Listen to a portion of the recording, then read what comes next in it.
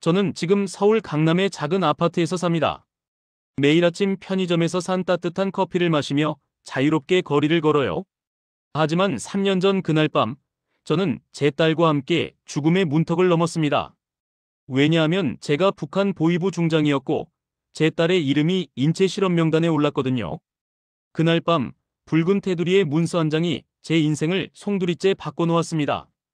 지금부터 들려드릴 이야기는 권력의 정점에서 도망자로 전락한 한 아버지의 절박했던 탈출기입니다. 구독과 좋아요 부탁드리며 지금부터 제 이야기를 시작하겠습니다. 저는 리정호, 전직 북한 보위부 중장입니다. 2022년 11월 15일 평양은 유난히 조용했습니다. 제가 근무하던 보위부 본부 15층 사무실 창밖으로는 어둠만이 가득했어요. 30년간 이 자리를 지켜온 저는 그날까지만 해도 제가 이 나라에서 가장 안전한 사람 중 하나라고 믿었습니다. 책상 위 램프 불빛 아래 놓인 붉은 테두리의 문서. 표지에는 극비 제51 연구소 인체 실험 대상자 명단이라고 적혀 있었습니다. 손이 떨렸어요. 아니, 온몸이 떨렸습니다. 명단을 넘기는 제 손가락은 얼음처럼 차가웠죠. 첫 번째 페이지, 두 번째 페이지, 17번째 줄에서 제 눈이 멈췄습니다. 리아은 여의학부 학생. 제 외동딸이었습니다. 22의 꽃다운 나이에 의사의 꿈을 키우던 제 딸이 인체 실험 대상자 명단에 올라 있었어요. 이건 뭔가 착오가 있는 게 분명해. 저는 부들부들 떨리는 손으로 내선 전화를 들었습니다. 상대는 30년 지기 동료이자 절친 김도훈 소좌였어요. 도훈이 지금 당장 내 사무실로 올라와. 10분 후 문이 열리고 도훈이 들어왔습니다. 그의 얼굴은 창백했고 눈가는 붉게 충혈돼 있었어요. 형님, 저도 방금 명단을 봤습니다. 도훈의 목소리가 떨렸습니다. 제 아들도 있었습니다. 17살 도윤이가. 우리는 말없이 마주 보았습니다. 30년간 이 체제를 위해 목숨을 걸고 일했던 우리였어요. 반역자들을 색출하고 체제에 위협이 되는 자들을 제거했던 우리였습니다. 그런데 이제 그 체제가 우리의 자식들을 실험용지로 만들려 하고 있었어요. 왜? 왜 우리 아이들이죠? 제가 물었습니다. 명단에 오른 사람들의 공통점을 봤습니다. 모두 고위 간부의 자녀들입니다. 그 중에서도 해외 정보를 접할 수 있는 위치에 있거나 특별한 교육을 받은 아이들이에요. 도훈이 설명했습니다. 당에서는 이들이 잠재적 위험 요소라고 판단한 겁니다. 교육 수준이 높고 비판적 사고가 가능한 젊은이들. 이들을 제거하면서 동시에 생화학 실험 데이터를 얻으려는 거죠. 저는 의자에 주저앉았습니다. 머릿속이 새하얘졌어요.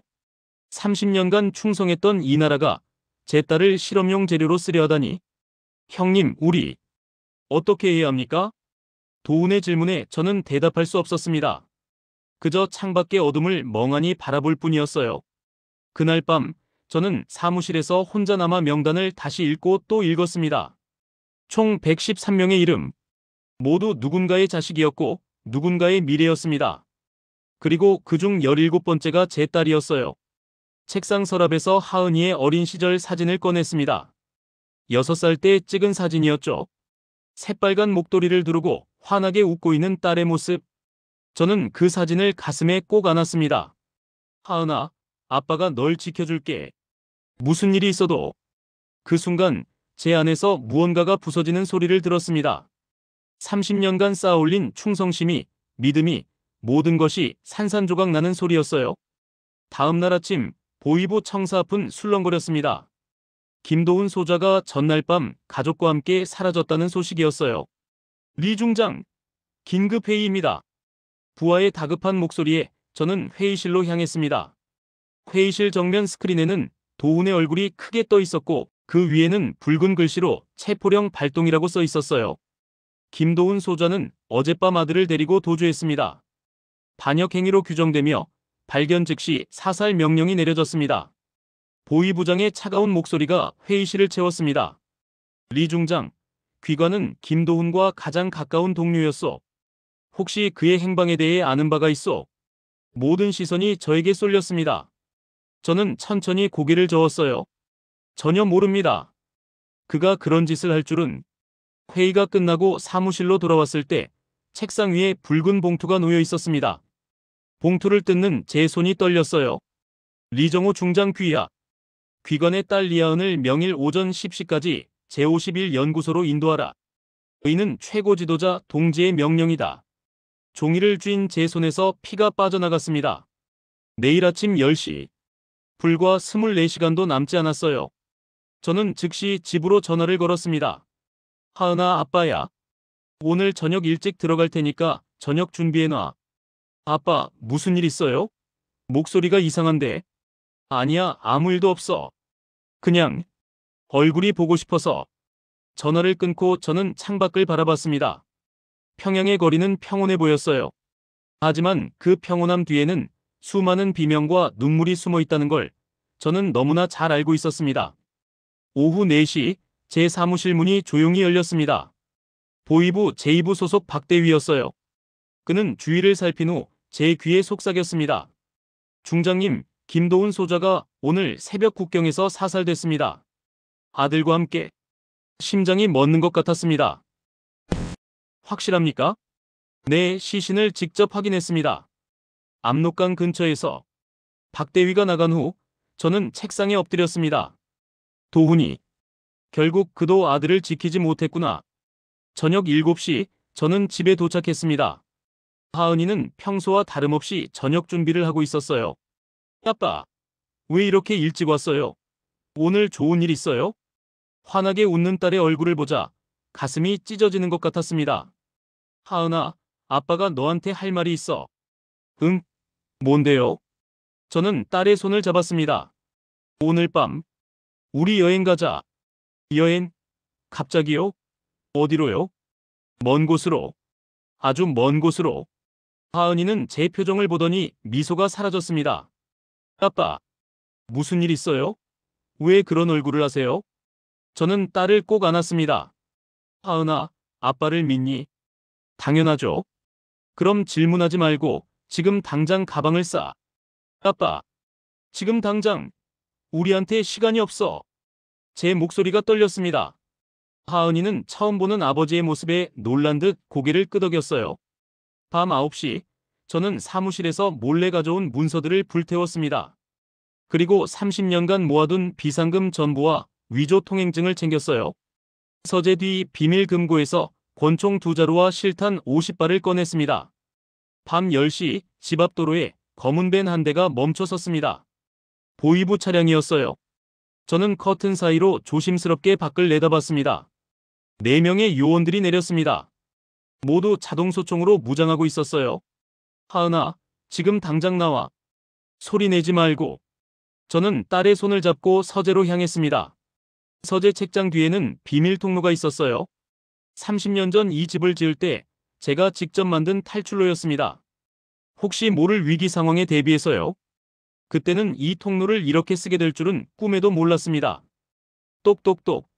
현관문을 두드리는 소리가 들렸습니다. 리정우 중장, 문 여시오. 저는 책장을 밀었습니다. 뒤편으로 좁은 계단이 나타났어요. 들어가. 하은이를 먼저 밀어넣고 저도 들어갔습니다. 책장이 닫히는 순간 현관문이 요란한 소리와 함께 부서졌습니다. 수색하라. 2사람 다 찾아내. 통로 안은 칠흑같이 어두웠습니다. 저는 손전등을 켜고 딸의 손을 잡았어요. 무서워하지 마. 아빠가 있잖아. 통로 너머로 들리는 목소리들. 중장. 없습니다. 지하실을 뒤져. 반드시 찾아내라. 최고 지도자 동지의 명령이다. 2사람 모두 생포하지 말고 즉시 사살하라. 그 말을 듣는 순간 저는 모든 것을 깨달았습니다. 처음부터 하은이를 연구소로 보낼 생각이 없었던 거예요. 저와 제 딸, 우리 둘 다 제거하려는 계획이었던 겁니다. 우리는 어둠 속을 달렸습니다. 뒤에서 발소리와 고함 소리가 들렸지만 우리는 멈추지 않았어요. 통로 끝에는 이웃집 담장으로 이어지는 출구가 있었습니다. 하은아, 이제부터 우리는 도망자야. 절대 돌아갈 수 없어. 딸의 눈에서 눈물이 흘러내렸습니다. 아빠, 우리 이제 어떻게 돼요? 살아야 해. 일단은 살아남아야 해. 우리는 어둠 속으로 사라졌습니다. 뒤에서 총소리가 울렸지만 우리는 뒤돌아보지 않았어요. 30년간 쌓아올린 모든 것을 버리고 우리는 그렇게 도망자가 되었습니다. 밤 11시 30분 평양 외곽의 한 폐공장. 저희는 숨을 헐떡이며 건물 안으로 숨어들었습니다. 하은이의 얼굴은 창백했고 온몸이 떨리고 있었어요. 아빠, 제가 무슨 잘못을 한 거예요? 아니야, 하은아. 넌 아무 잘못도 안 했어. 저는 딸을 안으며 말했습니다. 잘못은 이 나라가 한 거야. 우리 같은 사람들을 이렇게 만든 이 체제가 잘못한 거야. 창밖으로 서치라이트 불빛이 훑고 지나갔습니다. 수색대였어요. 저는 딸의 입을 막고 벽에 바짝 붙었습니다. 여기 수색했나? 네, 아무도 없습니다. 계속 찾아. 새벽까지 반드시 찾아내야 한다. 발소리가 멀어졌습니다. 저는 조심스럽게 가방을 열고 위조 통행증을 꺼냈어요. 30년간 보위부에서 일하며 비밀리에 준비해둔 것들이었습니다. 솔직히 말하면 저는 오래전부터 이 순간을 준비해왔어요. 이 체제가 언젠가는 저를 배신할 거라는 걸 본능적으로 알고 있었거든요. 하은아, 우리는 지금부터 다른 사람이야. 저는 통행증을 꺼내 보여줬습니다. 나는 김철수 소좌, 너는 내 조카 김미영. 우리는 함경북도 무산으로 특별 임무를 수행하러 가는 중이야. 아빠, 이게 통할까요? 통하게 만들어야지. 안 그러면 우리는 죽어. 새벽 2시, 저희는 폐공장을 빠져나와 외곽도로로 향했습니다. 멀리서 군용 트럭 한 대가 다가오는 게 보였어요. 저는 재빨리 도로 한가운데로 뛰어나가 손을 들었습니다. 트럭이 멈춰 섰습니다. 운전석에서 이등병 한 명이 내렸어요. 누구십니까? 김철수 소좌단. 긴급 임무 수행 중이니 함경북도까지 태워다 줄 수 있나? 저는 위조 신분증을 내밀었습니다. 이등병은 신분증을 확인하더니 자세를 바로 했어요. 네, 타십시오. 트럭 진칸에는 식량 보급품들이 가득했습니다. 저희는 포대 사이에 몸을 숨겼어요. 트럭이 출발했습니다. 아빠, 저 무서워요. 하은이가 제 품에 안겨 속삭였습니다. 나도 무서워. 하지만 우리는 해낼 수 있어. 반드시. 새벽 4시, 트럭은 첫 번째 검문소에 도착했습니다.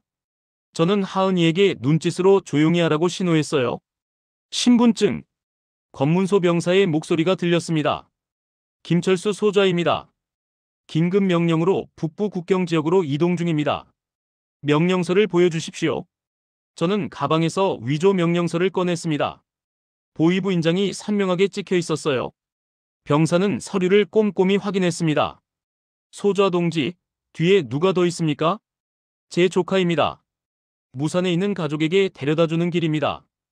병사는 손전등으로 하은이를 비췄습니다. 하은이는 떨리는 눈으로 고개를 숙였어요. 통과하십시오. 검문소 차단막이 올라갔습니다. 트럭이 다시 움직이기 시작했어요. 저는 안도의 한숨을 내쉬었습니다. 새벽 5시 40분, 트럭 운전병의 무전기에서 갑자기 요란한 소리가 났습니다. 전부대 비상, 전부대 비상, 보위부. 중장 리정호가 딸과 함께 탈출했다. 50대 후반 남성과 20대 초반 여성. 발견 즉시 사살하라. 반복한다. 발견 즉시 사살하라. 트럭이 급정거했습니다. 운전병이 뒤를 돌아봤어요. 소좌 동지. 방금 그 방송. 저는 재빨리 권총을 빼들었습니다. 미안하네, 동무. 하지만 우리는 살아야 해. 소좌님. 아니 중장님. 내리게. 지금 당장. 운전병은 떨리는 손으로 차에서 내렸습니다. 저는 운전석으로 옮겨 앉았어요. 동무원 나를 신고하면 훈장 하나 받겠지. 하지만 제발 30분만 기다려줬으면 좋겠네. 30분이면 우리가 여기서 충분히 멀어질 수 있어. 운전병은 고개를 끄덕였습니다. 중장님, 살아서 꼭 탈출하십시오. 저는 그 말에 놀라 운전병을 쳐다봤어요. 왜 그런 말을? 제 누나도 3년 전 정치범 수용소로 끌려갔습니다. 아무 죄도 없이 그냥 나만 드라마를 봤다는 이유로. 운전병의 눈에서 눈물이 흘러내렸습니다. 이 나라는 미쳤습니다. 제발 살아남으십시오. 저는 말없이 고개를 숙여 인사했습니다. 그리고 엑셀을 밟았어요. 트럭은 먼지를 일으키며 도로를 달렸습니다. 아빠, 이제 어디로 가요? 압록강이야. 거기를 건너면 거기를 건너면 우리는 살 수 있어. 해가 떠오르기 시작했습니다. 동쪽 하늘이 붉게 물들었어요. 아름다운 풍경이었지만 우리에게는 재앙이었습니다. 대낮이 되면 우리는 쉽게 발각될 테니까요. 더 빨리 가야 해. 저는 엑셀을 끝까지 밟았습니다. 트럭은 굉음을 내며 달렸어요.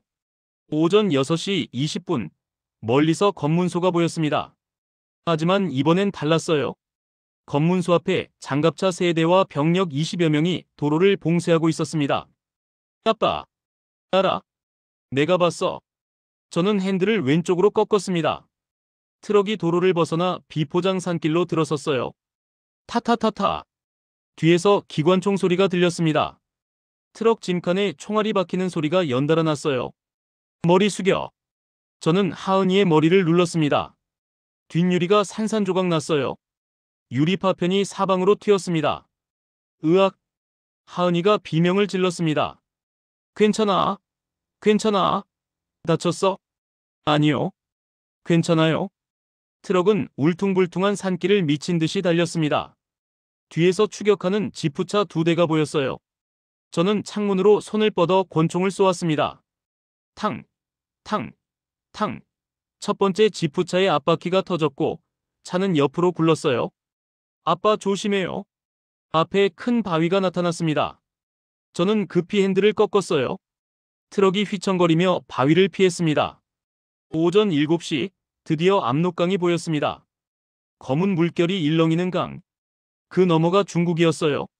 하은아, 이제 거의 다 왔어. 조금만 더 버텨.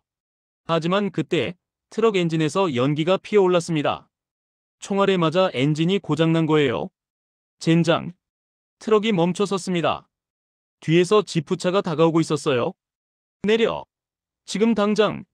저희는 트럭에서 뛰어내려 강을 향해 달렸습니다. 강까지는 약 300m. 하지만 총알은 더 빨랐어요. 휘익. 제 옆으로 총알이 스쳐 지나갔습니다. 엎드려. 저희는 땅바닥에 엎드렸습니다. 저는 돌아누워 남은 총알을 모두 쐈어요. 뒤따라오던 병사 한 명이 쓰러졌습니다. 지금이야. 달려. 우리는 다시 일어나 강을 향해 뛰었습니다. 200m, 100m, 50m. 강둑에 도착했습니다. 물은 얼음처럼 차갑게 보였어요. 아빠, 저 수영 못해요. 괜찮아. 내가 데리고 갈게. 저는 하은이를 업었습니다. 그리고 강물로 뛰어들었어요. 얼음장 같은 물이 온몸을 휘감았습니다. 숨이 멎는 것 같았어요. 하지만 저는 이를 악물고 헤엄쳤습니다. 타타타타. 뒤에서 계속 총소리가 들렸습니다. 물보라가 사방에서 일었어요. 하은아, 놓지 마. 네. 아빠. 딸의 목소리가 점점 약해졌습니다. 추위 때문에 의식을 잃어가는 거예요. 하은아, 정신 차려. 조금만 더 가면 돼. 제 팔에서 힘이 빠져갔습니다. 하지만 포기할 수 없었어요. 절대로. 30분 후 저희는 드디어 강 건너편 땅에 닿았습니다. 중국 땅이었어요. 저희는 얼어붙은 몸으로 진흙 위에 쓰러졌습니다. 살았다. 우리 살았어. 하지만 기쁨도 잠시. 멀리서 개 짖는 소리가 들렸습니다. 그리고 중국어로 외치는 확성기 소리. 조선인 불법 월경자 발견. 수색 시작하라. 우리의 도망은 아직 끝나지 않았습니다. 중국 땅에 발을 디딘 순간 저는 안도할 겨를도 없이 다시 딸의 손을 잡아 끌었습니다. 멀리서 들려오는 개 짖는 소리와 확성기 소리가 점점 가까워지고 있었어요. 아빠, 더는 못 가겠어요. 너무 추워.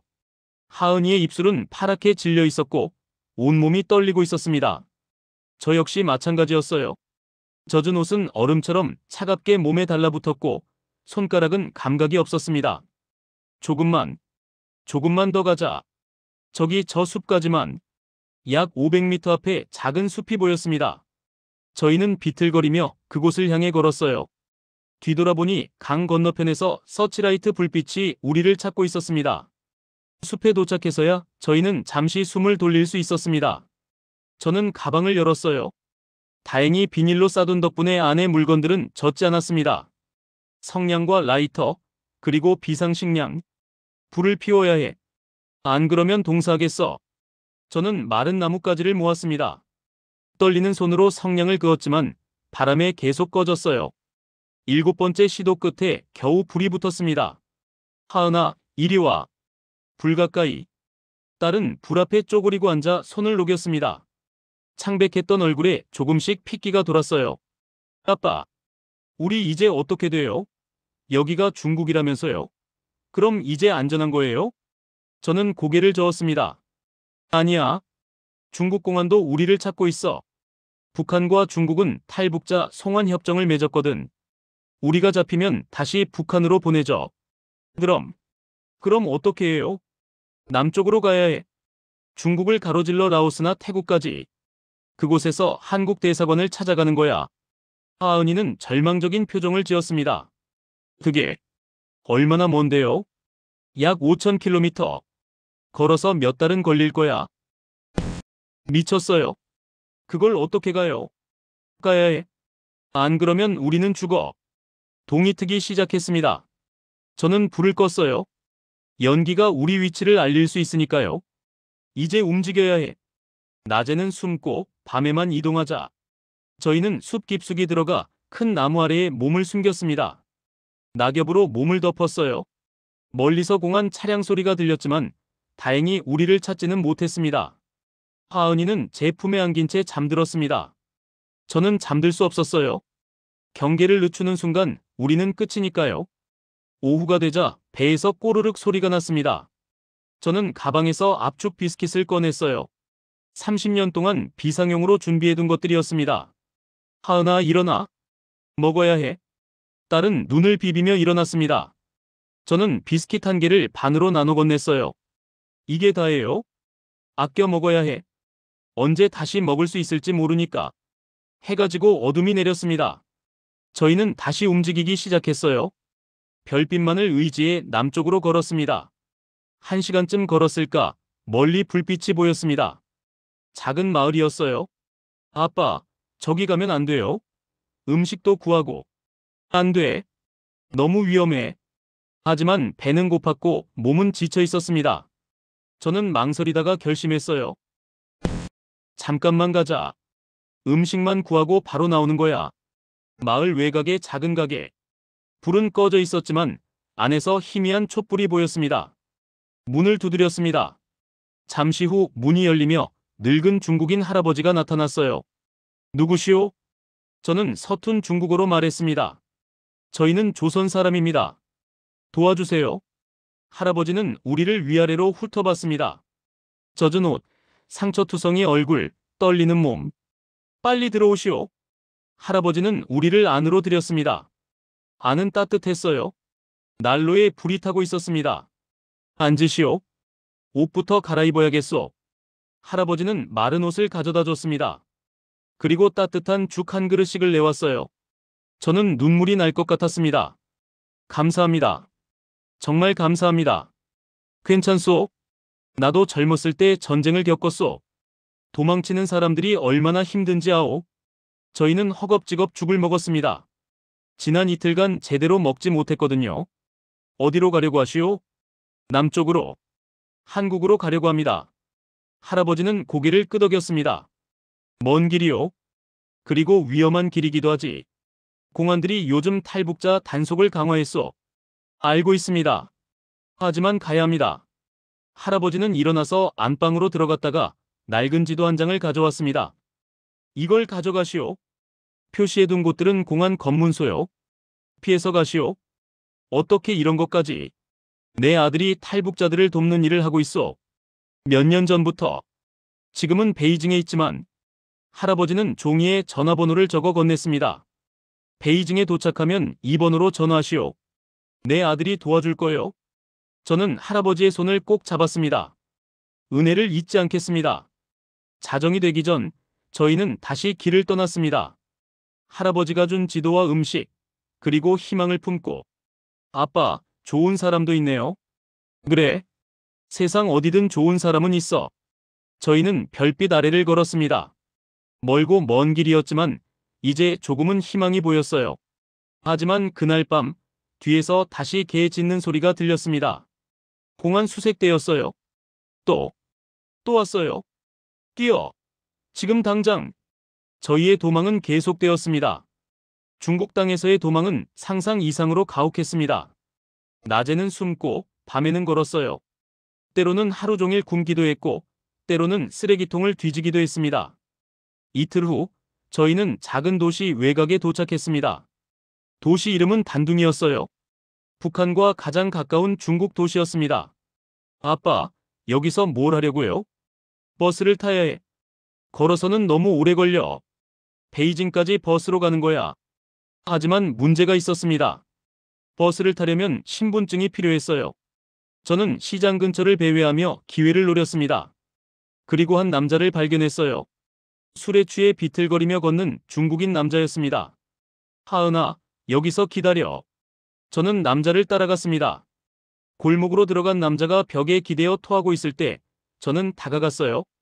미안합니다. 저는 남자의 뒷주머니에서 지갑을 꺼냈습니다. 안에는 신분증과 현금이 들어있었어요. 아빠, 도둑질을 하신 거예요? 하은이가 놀란 표정으로 물었습니다. 그래, 도둑질이야. 하지만 우리가 살려면 어쩔 수 없어. 저는 죄책감에 지갑 안에 현금 절반을 남겨두고 신분증만 가져왔습니다. 버스터미널에서 표를 끊었습니다. 직원은 신분증을 확인하더니 별 의심 없이 표를 건넸어요. 베이징까지 12시간입니다. 버스에 올랐습니다. 낡은 좌석, 먼지 냄새, 하지만 저희에게는 천국이었어요. 오랜만에 앉아서 쉴 수 있었으니까요. 버스가 출발했습니다. 창밖으로 풍경이 흘러갔어요. 하은이는 창문에 머리를 기댄 채 잠들었습니다. 저는 딸의 얼굴을 바라봤습니다. 며칠 사이에 많이 수척해졌어요. 볼은 꺼졌고 눈 밑에는 다크서클이 생겼습니다. 미안해, 하은아. 아빠가 너를 이렇게 만들었어. 버스는 밤새 달렸습니다. 중간에 휴게소에서 2번 멈췄지만 저희는 버스에서 내리지 않았어요. 사람들 눈에 띄는 게 두려웠거든요. 다음 날 오후 버스는 베이징에 도착했습니다. 거대한 도시였어요. 빌딩들이 하늘을 찌를 듯 솟아 있었고 사람들로 가득했습니다. 와, 여기가 베이징이에요? 하은이가 눈을 동그랗게 뜨고 말했습니다. 그래, 이제 여기서 할아버지 아들을 찾아야 해. 저는 공중전화를 찾았습니다. 떨리는 손으로 할아버지가 준 번호를 눌렀어요. 여보세요? 저는 며칠 전 단둥 근처에서 한 할아버지를 만났습니다. 이 번호를 주셨는데 탈북자십니까? 네. 어디 계십니까? 제가 지금 바로 가겠습니다. 1시간 후 30대 중국인 남자가 나타났습니다.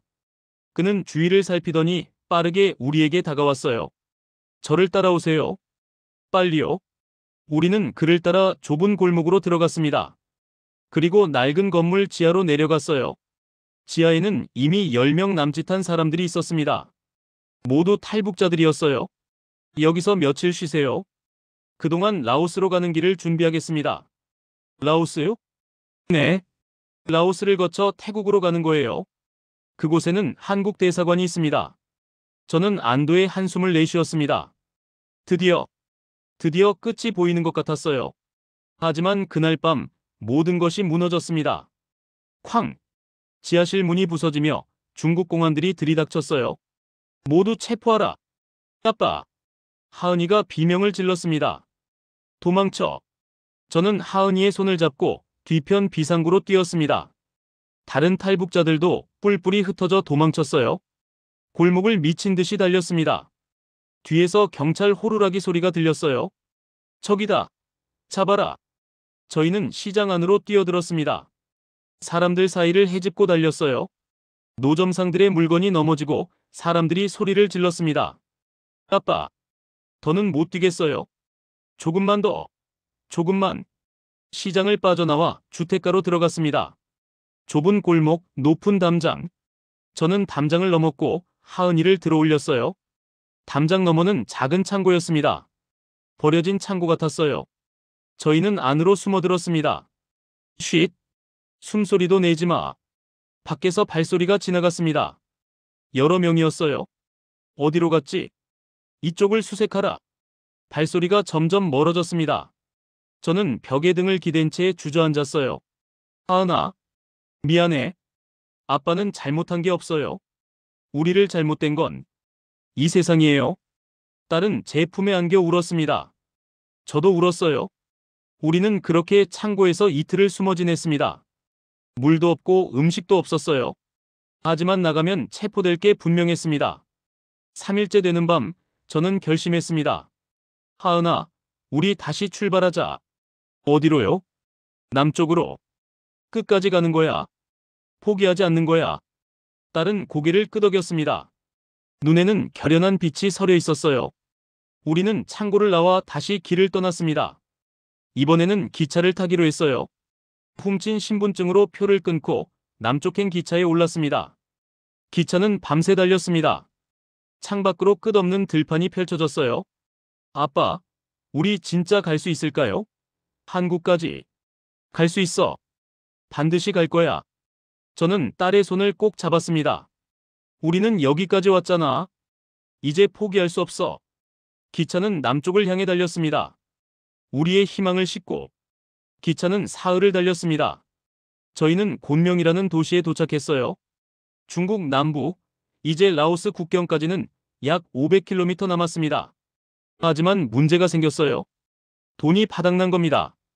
마지막 남은 위안화로 빵 2개를 샀습니다. 아빠, 이제 어떻게 해요? 걸어야 해. 500km를요? 그래. 하은이는 울지 않았습니다. 이제 울음도 나오지 않는 것 같았어요. 저희는 도시 외곽으로 나가 남쪽을 향해 걷기 시작했습니다. 국도를 따라, 때로는 산길을 따라. 사흘째 되는 날, 저희는 작은 마을에 도착했습니다. 배가 너무 고팠어요. 저는 마을 뒤편 밭에서 옥수수 몇 개를 훔쳤습니다. 누구야? 거기. 농부가 소리쳤습니다. 저희는 옥수수를 들고 도망쳤어요. 밭 뒤편 숲에 숨어서 생옥수수를 씹어 먹었습니다.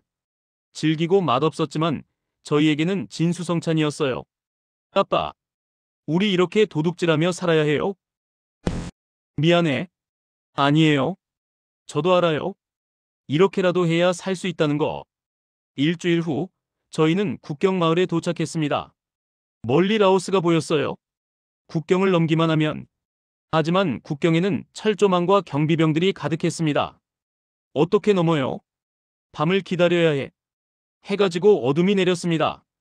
저희는 철조망 근처로 조심스럽게 다가갔어요. 저기 경비병이 없는 구간이 있어.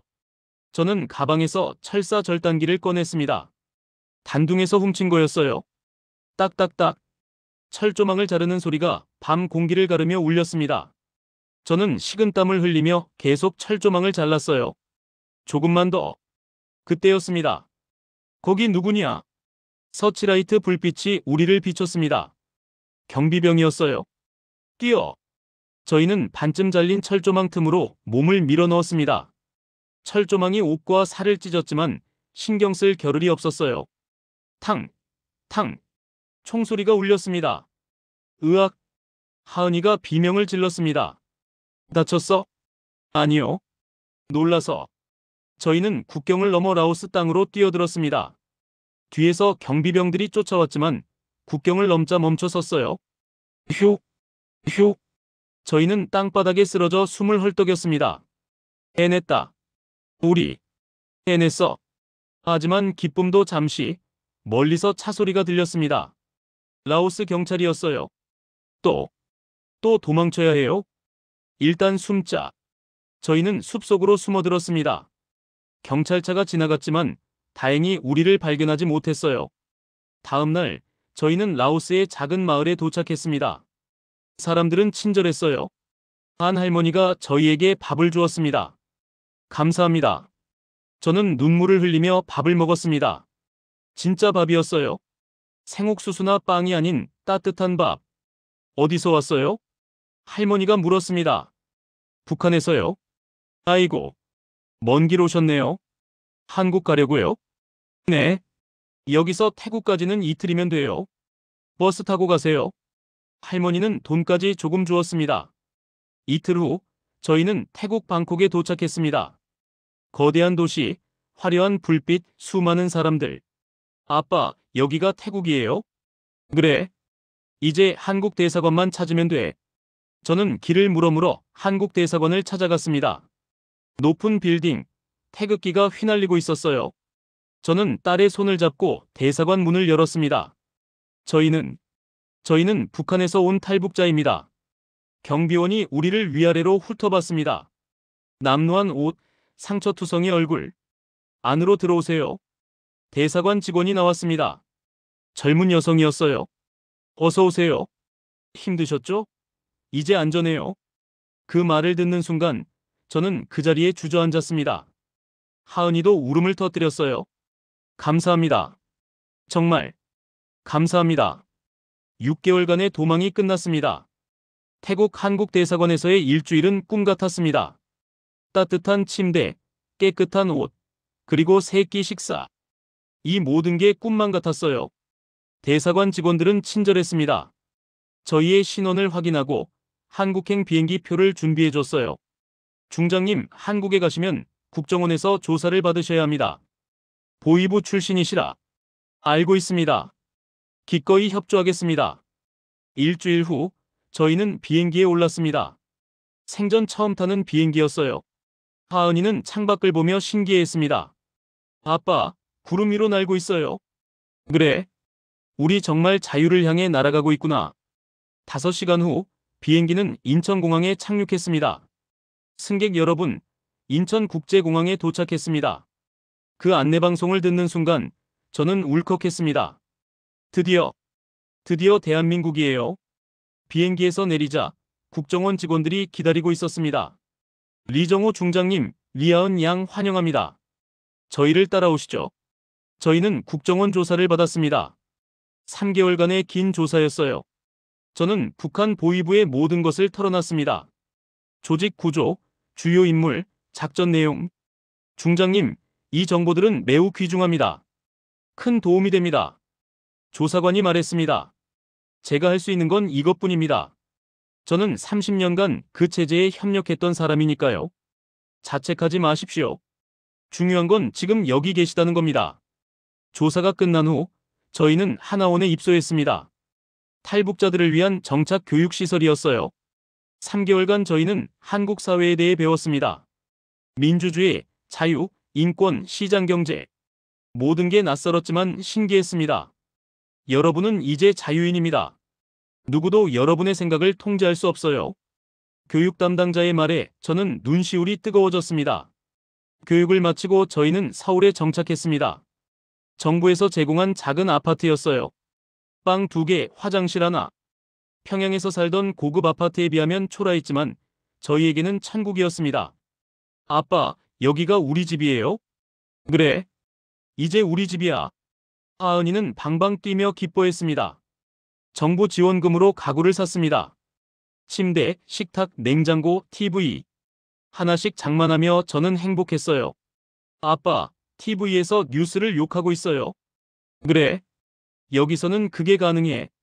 자유니까. 하은이는 대학 입학을 준비했습니다. 간호학과에 지원하기로 했어요. 엄마처럼 사람을 돕는 일을 하고 싶어요. 저는 딸의 머리를 쓰다듬었습니다. 하은이 엄마는 10년 전 병으로 세상을 떠났어요. 그때 하은이가 간호사가 되고 싶다고 처음 말했었죠. 저는 탈북자 인권단체에서 일하기 시작했습니다. 강연을 다니며 북한의 실상을 알렸어요. 여러분, 북한은 지상낙원이 아닙니다. 그곳은 지옥입니다. 청중들은 숨죽여 제 이야기를 들었습니다. 1년이 지났습니다. 하은이는 간호대에 합격했어요. 아빠, 붙었어요. 제가 대학생이 돼요. 저는 딸을 끌어안고 울었습니다. 잘했어, 우리 딸. 정말 잘했어. 어느 봄날, 저희는 선거를 경험했습니다. 투표소 앞에 선 하은이는 떨리는 손으로 투표용지를 받았어요. 아빠, 이게 정말 제가 직접 선택할 수 있는 거예요? 그래. 그게 민주주의야. 그게 자유야. 하은이는 눈물을 흘리며 기표를 했습니다. 그리고 투표함에 용지를 넣었어요. 투표소를 나오며 하은이가 말했습니다. 아빠, 우리 진짜 자유로워진 거예요? 그래. 이제 우리는 자유야. 저는 하늘을 올려다봤습니다. 파란 하늘, 흰 구름. 도훈아, 우리 해냈다. 내가 꿈꿨던 자유. 우리가 이뤘어. 바람이 불었습니다. 따뜻한 봄바람이었어요. 2025년 가을, 저는 서울 강남의 한 컨벤션홀에서 강연을 하고 있었습니다. 청중은 1000명이 넘었어요. 여러분, 자유는 공짜가 아닙니다. 자유는 피와 눈물로 얻은 선물입니다. 저는 제 이야기를 들려줬습니다. 평양에서의 딸의 이름이 명단에 오른 그날 밤, 그리고 6개월간의 도망. 청중들은 눈물을 흘렸습니다. 저는 30년간 보위부 중장으로 살았습니다.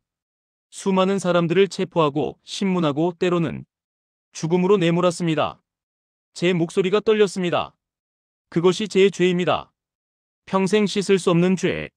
하지만 저는 이제 속죄하며 살고 있습니다. 북한의 진실을 알리고 더 이상 저 같은 사람이 나오지 않도록. 강연이 끝난 후 한 대학생이 다가왔습니다. 교수님, 아니 중장님, 용서를 구하지 마세요. 중장님은 용감한 분이세요. 아닙니다. 저는 그저. 아니에요. 중장님은 딸을 지키기 위해 모든 걸 버렸잖아요. 그게 진짜 용기예요. 저는 아무 말도 할 수 없었습니다. 집으로 돌아오는 길 하은이에게서 전화가 왔습니다. 아빠, 오늘 첫 임상 실습이었어요. 어땠어? 너무 좋았어요. 환자분들이 제 도움으로 좋아지시는 걸 보니까 제가 사람을 돕고 있다는 게 실감났어요. 딸의 목소리는 기쁨으로 가득했습니다. 잘했어, 우리 딸. 넌 훌륭한 간호사가 될 거야. 아빠, 오늘 저녁에 같이 밥 먹어요. 제가 살게요. 내가? 무슨 돈으로? 아르바이트로 번 돈이요. 이제 저도 돈 벌잖아요. 저는 웃었습니다. 진심으로 행복한 웃음이었어요. 저녁 하은이와 저는 작은 한식당에서 밥을 먹었습니다. 불고기, 된장찌개, 김치. 아빠, 맛있죠? 그래, 맛있다. 아빠, 저 요즘 생각하거든요. 우리가 그때 도망치지 않았다면 어땠을까? 죽었겠지. 그쵸? 그래서 전 매일 감사해요. 아빠가 저를 구해줘서. 하은이의 눈에 눈물이 맺혔습니다. 아니야. 내가 나를 구한 거야. 내가 없었다면 나는 탈출할 용기도 못 냈을 거야. 며칠 후, 저는 김도훈의 묘를 찾았습니다. 국립묘지에 있는 탈북자 위령비였어요. 도훈아, 미안해. 형이 너를 못 구했어. 저는 무릎을 꿇고 절을 올렸습니다. 하지만 약속은 지켰어. 우리 아이들, 자유를 찾았어. 내 아들은 못 구했지만 내 딸은 구했어. 바람이 불었습니다. 나뭇잎이 바람에 흔들렸어요. 도훈아, 너도 자유로워졌으면 좋겠다. 저 세상에서라도. 저는 오랫동안 그 자리에 앉아 있었습니다. 저녁 무렵 하은이에게서 전화가 왔습니다. 아빠, 어디세요? 국립묘지에. 또 도훈 아저씨 만나러 가셨어요? 응. 아빠, 이제 그만 자책하세요. 아빠는 최선을 다하셨어요. 딸의 말에 저는 눈물을 흘렸습니다. 2025년 겨울, 저는 새로운 프로젝트를 시작했습니다. 탈북 청소년들을 위한 장학재단이었어요. 북한에서 온 아이들에게 교육의 기회를 주고 싶습니다. 첫 장학금 수여식 날 10명의 학생들이 모였습니다. 모두 반짝이는 눈을 가진 아이들이었어요. 여러분은 희망입니다. 새로운 한반도를 만들어갈 희망. 한 학생이 손을 들었습니다. 중장님, 북한이 언젠가 변할까요? 변할 겁니다. 반드시. 여러분 같은 사람들이 있으니까. 수여식이 끝난 후 하은이가 다가왔습니다. 아빠, 저도 이 재단에서 일하고 싶어요. 봉사로라도. 내가. 네. 저도 돕고 싶어요. 우리처럼 고생한 사람들을. 저는 딸을 끌어안았습니다. 고맙다 하은아. 밤, 아파트 베란다에 서서 저는 서울의 야경을 바라봤습니다. 수많은 불빛들이 반짝이고 있었어요. 여보, 우리 딸 잘 컸죠? 당신이 원하던 간호사가 됐어요. 하늘을 올려다봤습니다. 별이 빛나고 있었어요. 그리고 저는 이제 자유인입니다. 진짜 자유인. 눈물이 흘러내렸습니다. 하지만 이번에는 슬픔의 눈물이 아니었어요. 감사의 눈물이었습니다. 저는 서울에서 삽니다. 작은 아파트에서 딸과 함께 매일 아침 커피를 마시며 자유롭게 거리를 걷습니다. 그리고 저는 압니다. 자유는 당연한 게 아니라는 것을. 자유는 싸워서 얻은 선물이라는 것을. 그리고 저는 그 값을 치렀다는 것을, 이제 저는 남은 인생을 속죄하며 감사하며 살 것입니다. 자유인으로서